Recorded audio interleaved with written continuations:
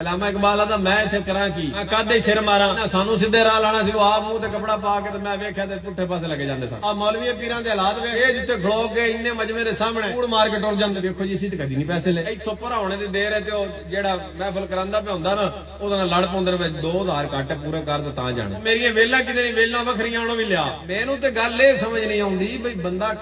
दो चार बंदे होण ना उहदे च भी झूठ मारदा बंदे नूं शर्म आउणी चाहीदी है आउंदी भी इन्ने मजमे दे सामने एडे एडे वड्डे कूड़ मार के ओ जी देखो जी असीं ते फीस भी लीला लगे हुए हैं और फतवा भी काट के रखे आदे ने जी हम तकरीर के पैसे नहीं लेते हम तो अपने वक्त के पैसे लेते हैं मैं नहीं दस तू केड़े चीफ मिनिस्टर दा पुत्र है तेरे 12 घंटे 80,000 दिन केड़े तू रईस आज़म दा पुत्र है तू जे 10 घंटे दीन वास्ते कट के आ गया है ते तेरा उमरे दा टिकट बनदा है हुण अगली गल जे तू किसी रईस दा पुत्र है ही है तेरी बड़ी तनख्वाह तेरा बड़ा टाइम कीमती है